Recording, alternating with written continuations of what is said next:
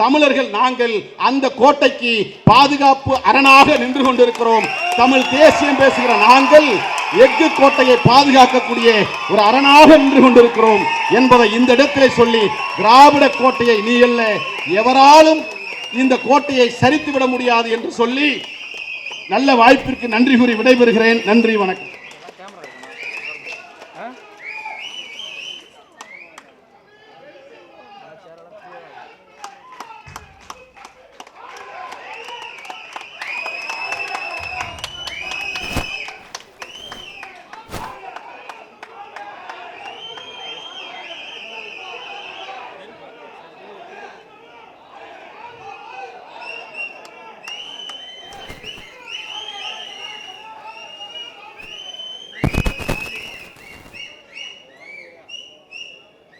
கிட்டத்தட்ட 3 மணிக்கு துவங்கப்பட்ட இந்த மாநாட்டில் எழுச்சி தமிழருடைய வருகைக்காக 4 மணி நேரமாக பொறுமையாக காத்துள்ள அனைத்து சிறுத்தைகளுக்கும் எங்களுடைய நன்றிகளை தெரிவித்துக் கொள்கிறோம்.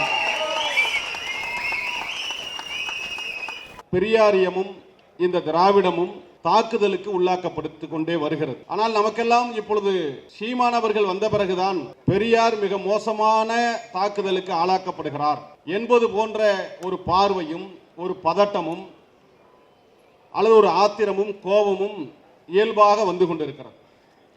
ஆனால் அதுதான் உண்மை என்று சொன்னால் அது அப்படி அல்ல. சீமானுக்கு முன்பாகவே ஆரியத்திற்கு எதிரான யுத்தத்தை திராவிடம் என்கிற பெயரில் எப்பொழுதெல்லாம் முன்னெடுத்தார்களோ, குறிப்பாக 100 ஆண்டுகளுக்கு முன்பாக ஆரியத்துக்கு எதிராக இந்த கருத்தை முன்னெடுத்த காலத்திலே இருந்து தொடர்ந்து திராவிடம் தாக்குதலுக்கு உட்பட்டு கொண்டுதான் வருகிறது. ஆனால் அதிலே ஒரு சிறப்பம்சம் என்னவென்று சொன்னால், எத்தனை முறை திராவிடத்தின் மீது தாக்குதல் தொடுத்தாலும் அத்தனை முறையும் வெற்றி பெற்றதுதான் திராவிடத்தினுடைய வரலாறு. சீமானை விட மிகப்பெரிய தலைவர்கள் என்று போற்றப்படுகிற மாப்போசி உள்ளிட்ட பல தலைவர்கள் திராவிடத்திடம் முட்டி மோதி தோற்ற வரலாறுகள் உண்டு.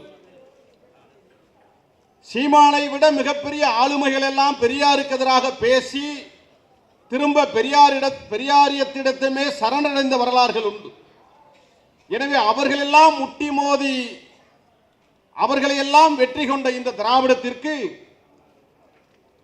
ஒரு பகுத்தறிவில்லாத, ஒரு அறிவியலுக்கு புறம்பான்மை, ஒரு சாதாரண இந்த சீமானை எதிர்கொள்வது ஒரு மிகப்பெரிய செய்தி அல்ல. ஆனால் இந்த தாக்குதல் எப்பொழுதுமே எதற்காக முன்னெடுக்கப்படுகிறது? இப்பொழுது அதைவிட கூடுதலாக சீமான் இதை ஏன் ஒரு தாக்குதலுக்கு உள்ளாக்கப்படுகிறார் என்பதுதான் இன்றைக்கு நாம் அறிந்து கொள்ளக்கூடிய அல்லது அடுத்த தலைமுறைக்கு கடத்த வேண்டிய ஒரு செய்தியாக நாம் பார்க்க வேண்டியதாக இருக்கிறது. தோழர்களே, நமக்கு தெரியும், இந்த தலைமுறையிலே இனி வரக்கூடிய தலைமுறைகள் நாம் தொடர்ச்சியாக பெரியாரை பற்றி, திராவிடத்தை பற்றி அடுத்தடுத்த தலைமுறைகளுக்கு வரலாறுகளை, செய்திகளை கடத்தாததனுடைய விளைவாக இன்றைக்கு சீமான் பேசுவதெல்லாம் உண்மை என்பதை போன்ற ஒரு கும்பல் அதை நம்பிக்கொண்டு பல்வேறு குழுக்களாக இன்றைக்கு சிதறி பல வேலைகளை செய்து கொண்டிருக்கிறார்கள். இவற்றிற்கெல்லாம் அடிப்படை நோக்கம் என்ன, காரணம் என்ன? அதுதான் இன்றைக்கு நாம் சொல்லக்கூடிய மிக செய்தி அல்லது அவர்கள் முன்னெடுக்கக்கூடிய செய்தி. திராவிடம் என்கிற இந்த கோட்பாடு நமக்கு தெரியும், இது ஆரியத்திற்கு எதிராக கையாளப்பட்ட ஒரு கருத்தியல் சித்தாந்தம்.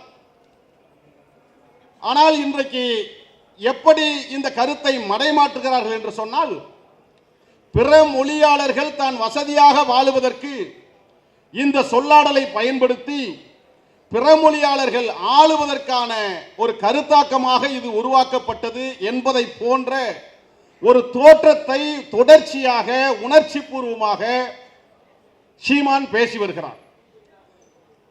இதற்கு பல மேடைகளிலே நாம் பதில் சொல்லியாகி விட்டது.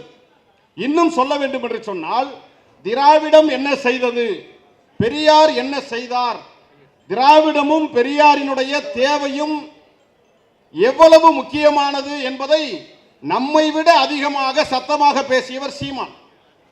நம்மை விட ஒரு பலமாக பேசியிருக்கிறார். எனவே பெரியாரை பற்றி, திராவிடத்தை பற்றி சீமானுக்கு தெரியாத ஒரு செய்தியெல்லாம் அல்ல.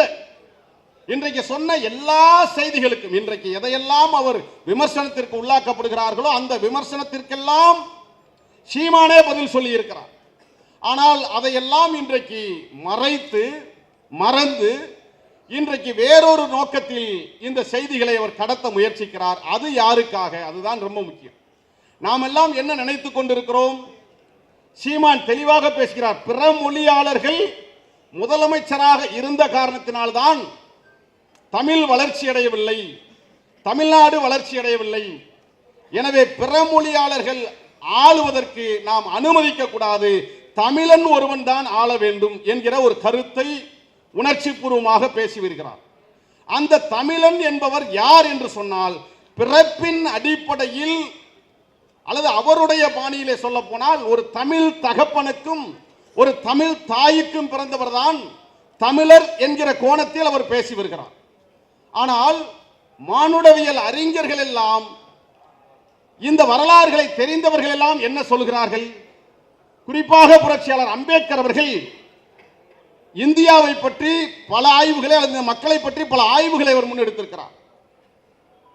அம்பேத்கர் சொல்லுகிறார், இந்தியாவிலே வாழக்கூடிய மக்கள் தாசர்களாக இருந்தார்கள், அவர்கள்தான் திராவிடர்களாக இருந்தார்கள், அவர்கள்தான் நாகர்களாக இருந்தார்கள், அவர்கள்தான் தமிழர்களாக இருக்கிறார்கள்.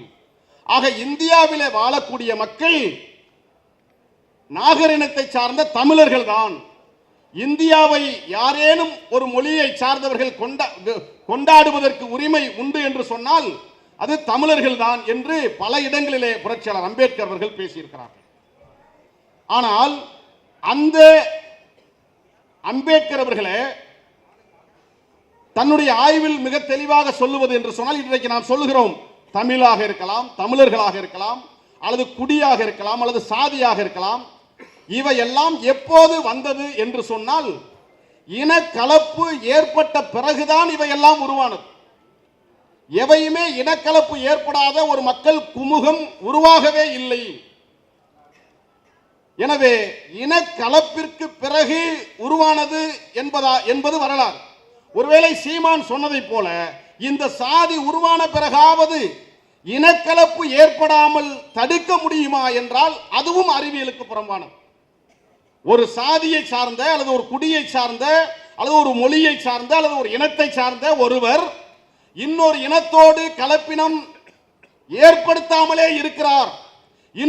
ஒரு மொழியை சார்ந்தவர் இன்னொரு மொழியை சார்ந்தவரோடு கலப்பினமே ஏற்படவில்லை.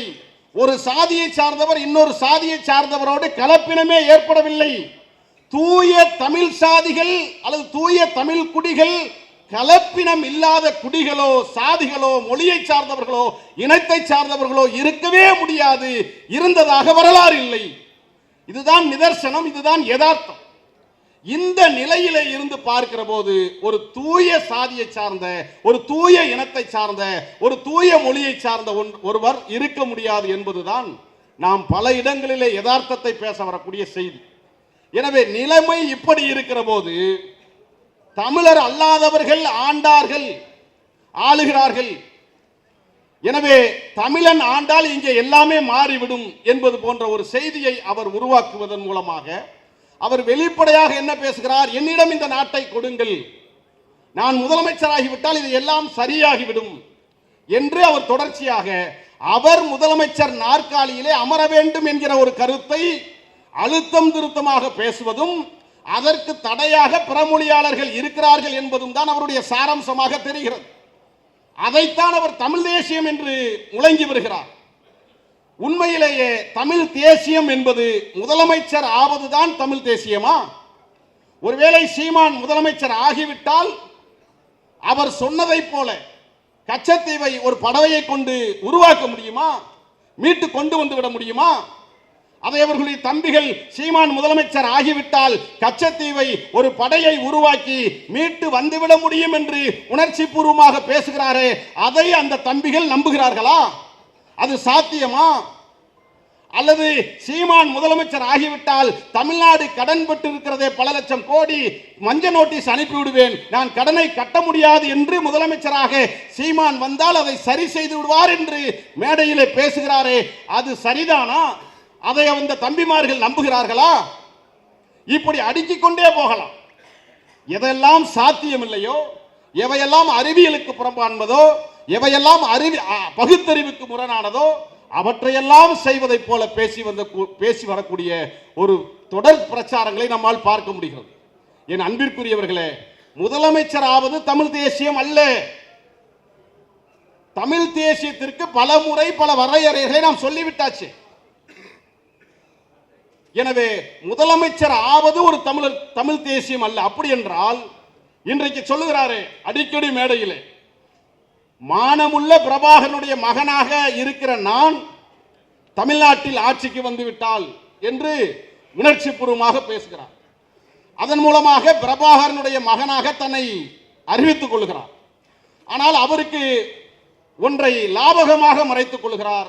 அவருடைய தகப்பன் என்று சொல்லக்கூடிய பிரபாகரன், அவர் நமக்கு தலைவர் என்பது மாற்று கருத்தில் நம்முடைய தலைவர் தான். அவருடைய தகப்பனாக அடையாளப்படுத்திக் கொள்ளக்கூடிய பிரபாகரனே விடுதலை புலிகளை, தமிழ் ஈழ மக்களை திராவிடர்கள் என்றுதானே அழைத்துக் கொண்டார் என்கிற வரலாறு சீமானுக்கு தெரியுமா தெரியாதா? இன்னும் வெளிப்படையாக தன்னை திராவிட புலிகள் என்றுதானே சொன்னார்கள். தமிழ் ஈழத்தில் வந்திருக்கிற திராவிடர்கள் என்றுதானே வெளி உலக மாநாடுகளிலே உரை நிகழ்த்தி இருக்கிறார்கள். போரும் சமாதானமும் என்கிற அந்த நூலிலே மிக தெளிவாக தன்னை திராவிடர்கள் என்று அவர்கள் பிரகடனப்படுத்திக் கொள்கிற அந்த வரலாறுகள் பதியப்பட்டு இருக்கிறது. அப்படி என்று சொன்னால் ஏதோ திராவிடத்தை பெரியாரே கண்டுபிடித்ததை போல, பெரியாருக்கு முன்னால் அதை யாரும் பயன்படுத்தாததை போல, அல்லது பிரபாகரன் பயன்படுத்தாததை போல தொடர்ச்சியாக பேசி வருவது யாரை ஏமாற்றுவதற்கு என்பதை நாம் அடுத்த தலைமுறைக்கு விளங்க வைக்கக்கூடிய ஒரு தேவையும் நெருக்கடியும் ஏற்பட்டிருக்கிறது தோழர்களே. எனவே அந்த அடிப்படையில் தான் பல விடயங்களில் நாம் சொல்லியாச்சு. இப்ப உதாரணத்துக்கு பெரியார் கண்டுபிடித்ததல்ல திராவிடம். திராவிடத்தை அதற்கு முன்னாலேயே அயோத்திதாச பண்டிதர் பேசியிருக்கிறாரு, ஜான் ரத்தினம் பேசியிருக்கிறாரு, நிறைய வரலாறுகளை பல சான்றுகளோட சொல்லியாச்சு. அதனால அது நல்லாவே தெரியும் இது பெரியார் கண்டுபிடிப்பு அல்ல என்பது.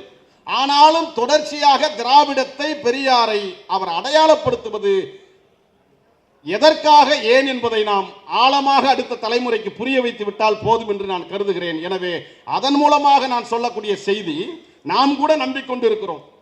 தமிழ்நாட்டில் சீமான் முதலமைச்சர் ஆவதற்காக ஒரு இயக்கம் நடத்துகிறார், அல்லது சீமான் முதலமைச்சர் ஆக வேண்டும் என்று ஆசைப்படுகிறார் என்று நாம் புரிந்து கொண்டிருக்கிறோம்.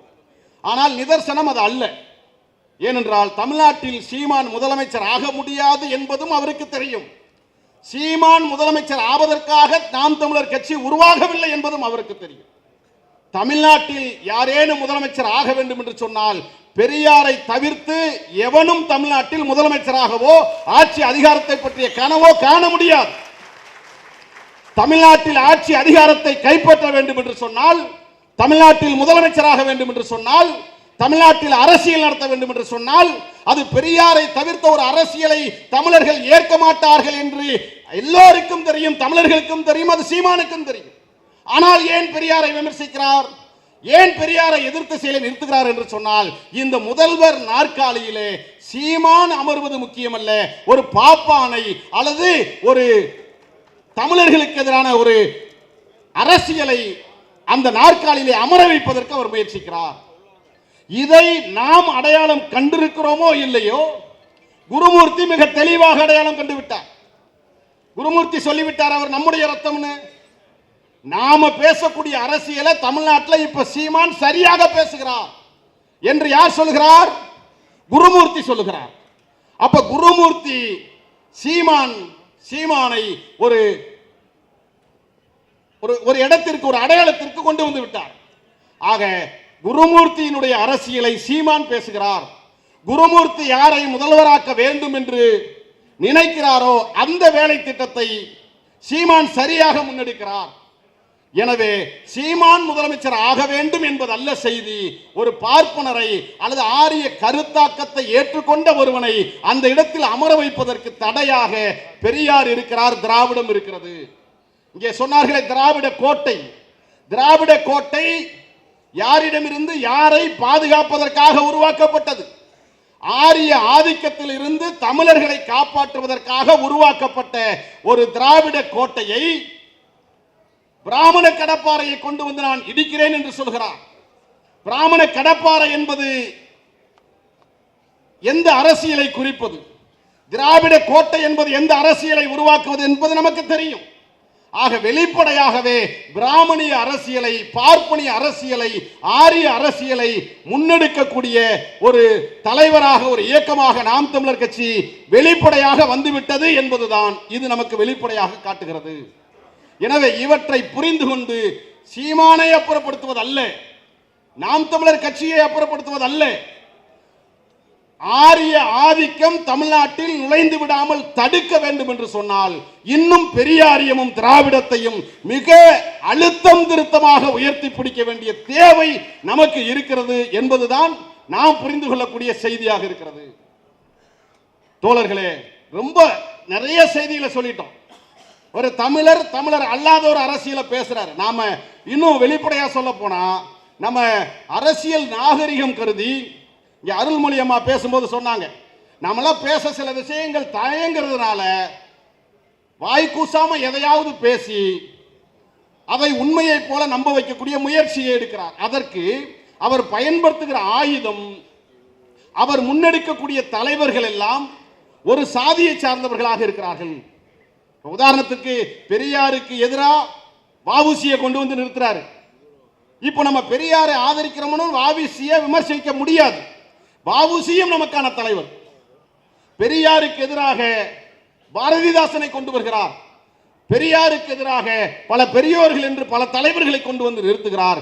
நமக்கு என்ன பிரச்சனைனா, அவருக்கு என்ன பிரச்சனைனா, பெரியாரை எவ்வளவு நாள் தரந்தாழ்ந்து பேசுவதற்கு தயாராக இருக்கிறார். அதற்கு உதவியாக பிற தலைவர்களை, பல சாதி தலைவர்களை கூட அவர் கையில் எடுத்துக்கிறார்.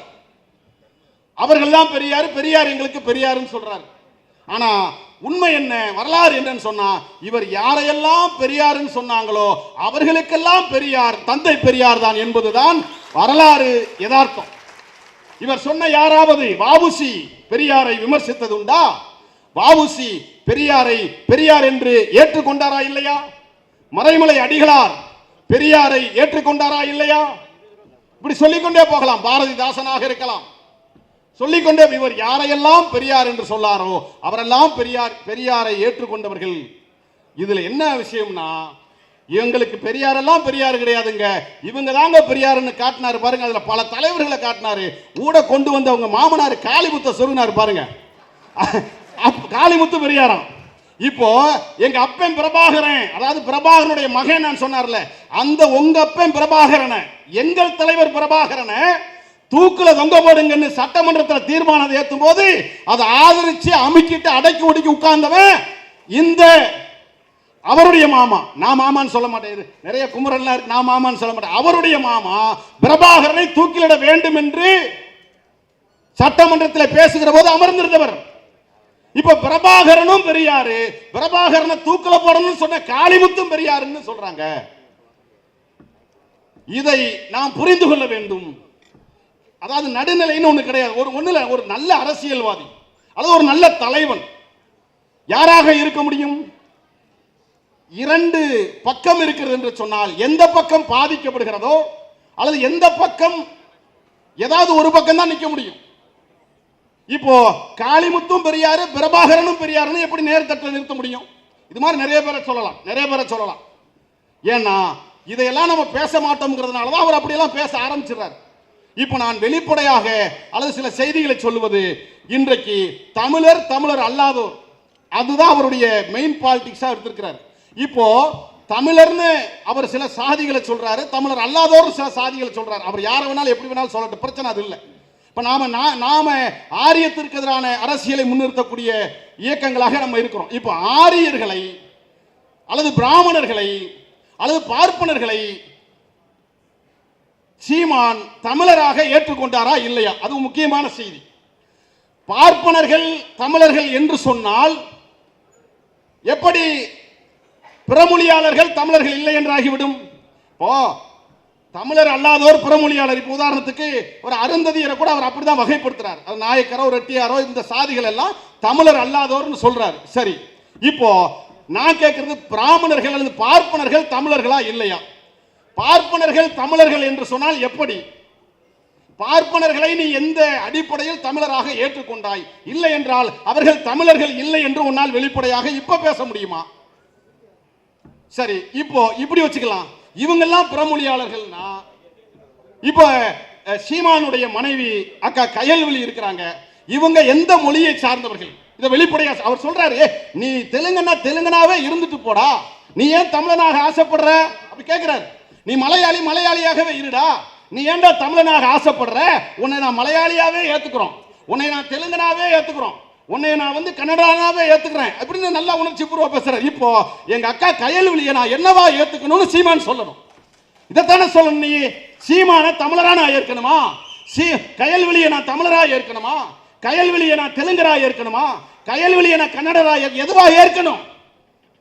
இதற்கு பதில் உண்டா? சரி, இந்த மாதிரி நீ பேசுகிற போது அது அரசியலுக்கு உட்படுத்த வேண்டுமா இல்லையா? வெளிப்படையாக அதுதான் செய்தி.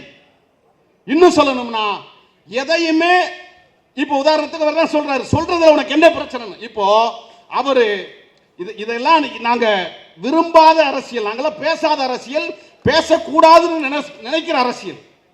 இப்போ நீங்க உங்களுடைய வீட்டில் இருக்கக்கூடிய கயல்விழி அவர்கள் எந்த மொழியை சார்ந்தவர் என்பதை உன்னால் மேடையில் பேச முடியுமா முடியாதா?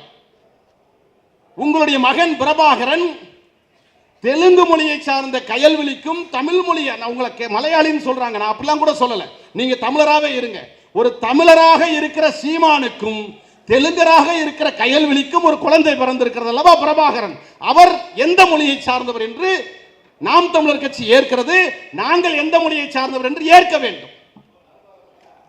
வெளிப்படையா அறிவிங்கன்னு சொல்றீங்கல்ல. நீங்க உதாரணத்துக்கு உங்களுடைய பேர் சைமன் சொல்றாங்க, அது கிறிஸ்தவ பேரு, நீங்க எல்லாம் கிறிஸ்தவ மதத்தை சார்ந்தவங்கன்னு சொல்றாங்க. நான் அதுலயும் உடன்பாடு இல்லை. ஆனா நான் கேட்கிறேன், நீங்கள் கிறிஸ்தவராக இருந்தால் நான் கிறிஸ்தவர் என்று சொல்லுவதற்கு உங்களுக்கு எது தயக்கம்? என் பெயர் சைமன் தான், என் குடும்பம் கிறிஸ்தவ குடும்பம் தான் என்று சொல்லுவதற்கு உங்களுக்கு எதை தடையாக இருக்கிறது? நீ எல்லா சாதிகளுக்கும் பெருமை பேசுகிறாயே, எல்லா சாதிக்கும் சுய பெருமை என்கிற பெயரிலே ஒரு விஷத்தை அப்படி என்று சொன்னால் நீ எந்த சாதியை சார்ந்தவர் என்று மேடையிலே உன்னால் பேச முடியுமா?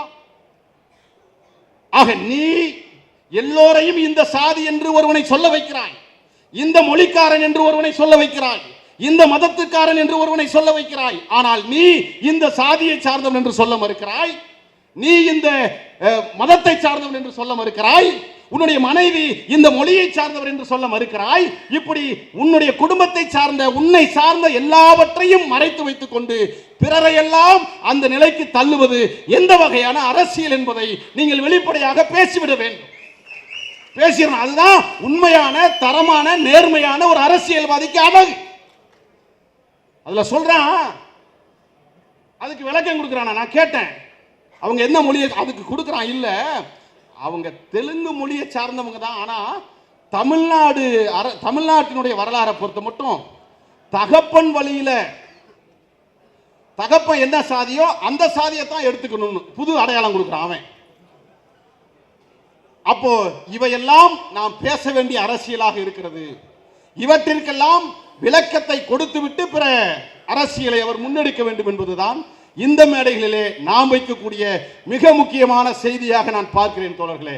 எனவே அந்த அடிப்படையில் இன்றைக்கு திராவிடமும் அல்லது திராவிட கோட்டையும் இன்றைக்கு தமிழ்நாட்டை பாதுகாக்கக்கூடிய ஒரு அரணாக இருக்கிறது, ஒரு எஃகு கோட்டையாக இருக்கிறது.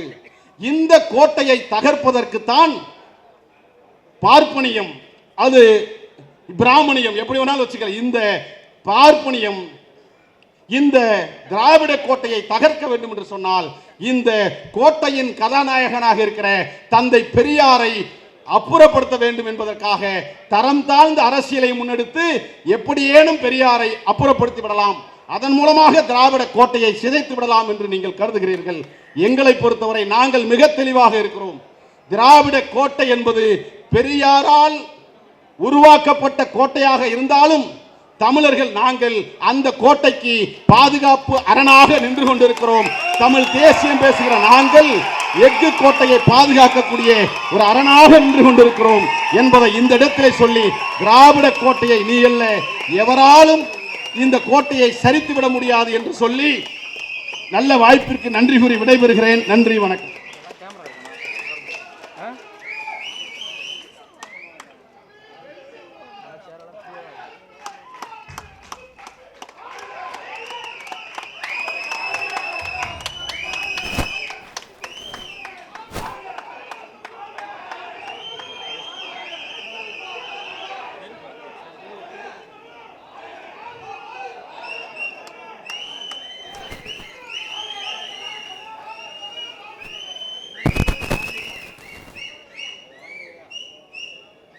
கிட்டத்தட்ட 3 மணிக்கு துவங்கப்பட்ட இந்த மாநாட்டில் எழுச்சி தமிழருடைய வருகைக்காக 4 மணி நேரமாக பொறுமையாக காத்துள்ள அனைத்து சிறுத்தைகளுக்கும் எங்களுடைய நன்றிகளை தெரிவித்துக் கொள்கிறோம்.